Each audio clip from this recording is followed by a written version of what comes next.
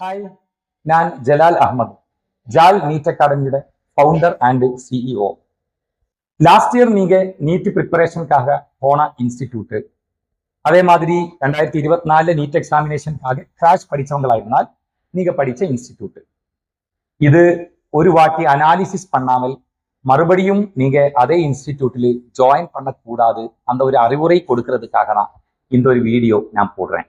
நம்ம காசு கொடுத்து ஹெவி ஃபீஸ் கொடுத்து ஒரு இன்ஸ்டிடியூட்டில் பயிற்சிக்காக நம்ம ஜாயின் பண்ணி நிறைய ஸ்டூடெண்ட்ஸுக்குள்ள நம்ம கலர்ந்து போய் இல்லை நம்ம கரைஞ்சு போச்சு.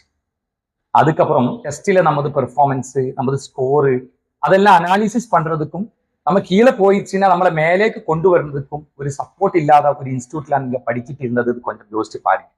அதுக்காக சில கேள்விகள் நான் கேட்கிறேன். ஒண்ணு, நீங்க அங்க ஜாயின் பண்ணதுக்கு அப்புறம் எத்தனை வாட்டி நீங்க டீச்சர்ஸு கிட்ட இன்ட்ராக்ட் பண்ணியிருக்கீங்க? ரெண்டு, நீங்க ஒவ்வொரு டெஸ்டும் எழுதியதுக்கு அப்புறம் அந்த டெஸ்டில் உங்களோட பெர்ஃபார்மன்ஸ் வச்சு அந்த இன்ஸ்டிடியூட்டோட அதாரிட்டி உங்கள்கிட்ட எத்தனை வாட்டி பேசியிருக்காங்க?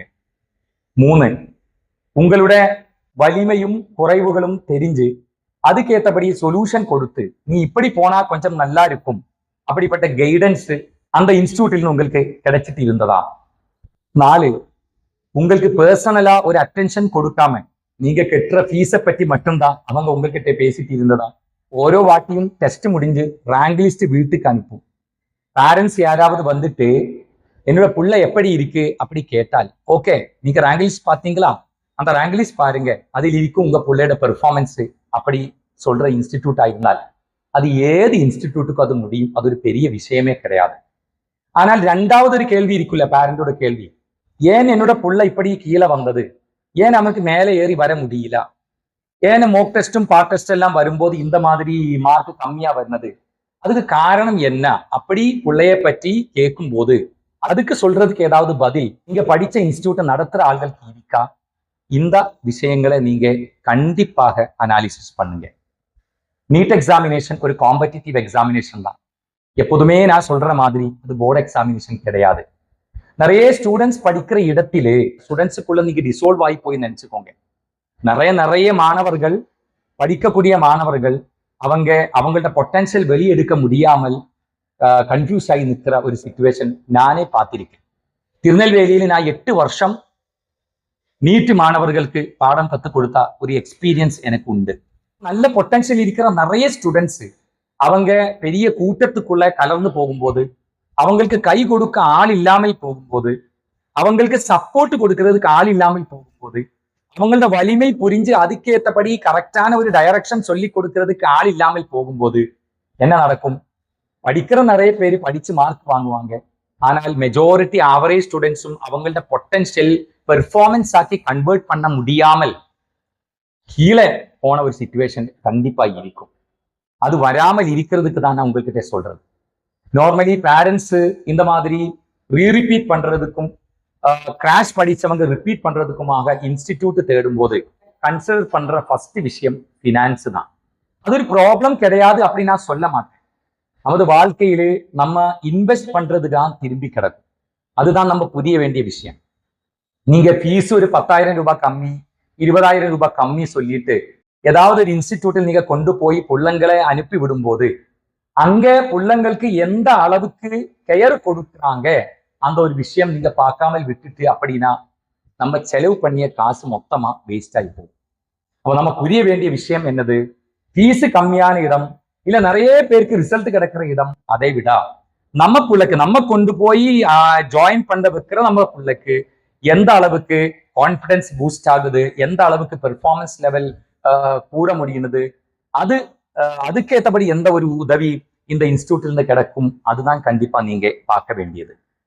நான் பார்த்திருக்கேன் நிறைய பேர், அதாவது நல்ல பொட்டன்ஷியல் இருக்கிற நிறைய பேரு அது பெர்ஃபார்மன்ஸ் ஆக்கி கன்வெர்ட் பண்ண முடியாமல் கஷ்டப்பட்டது.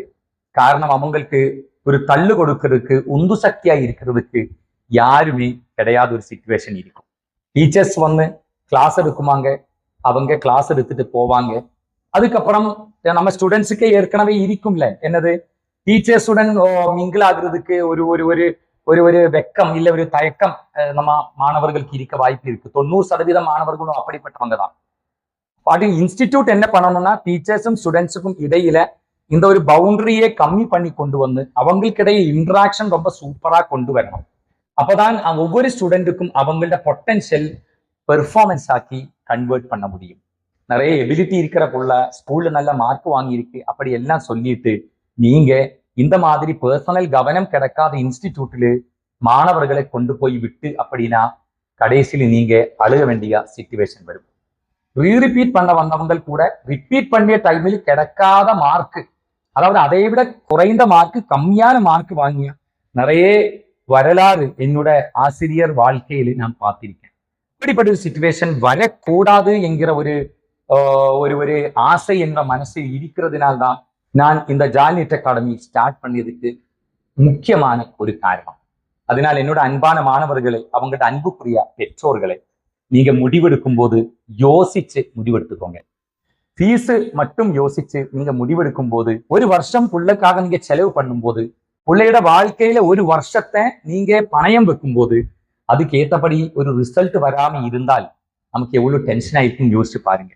உங்க பிள்ளையோட மேக்சிமம் எபிலிட்டியும் கண்டுபிடிச்சு அது நம்ம சூப்பராக்கி அதுக்கு சப்போர்ட் கொடுத்து கொண்டு வரும்போது அவங்களாலே அவங்க ஆசைப்பட்டபடியாக டாக்டர் ஆக முடியும், MBBS எடுக்க முடியும்.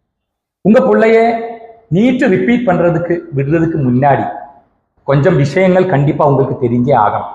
அந்த ஒரு விழிப்புணர்வு உங்களுக்கு கிடைச்சாதான் கரெக்டான வழியில் நமது சப்போர்ட் கம்ப்ளீட் ஆகும். ஆஸ் அ பேரண்ட் சொல்லிட்டு ஏதாவது ஒரு இன்ஸ்டிடியூட்ல கொண்டு போய் விட்டு அதனால் எந்த பிரயோஜனம் இல்லை. நம்ம குழந்தைய பற்றி நமக்கு ஒரு விழிப்புணர்வு கண்டிப்பா இருக்கணும். ரொம்ப ரொம்ப இம்பார்ட்டண்டான இந்த விஷயங்களை பற்றி நமக்கு கொஞ்சம் டிஸ்கஸ் பண்ணணும்னு ஆசைப்படுறேன்.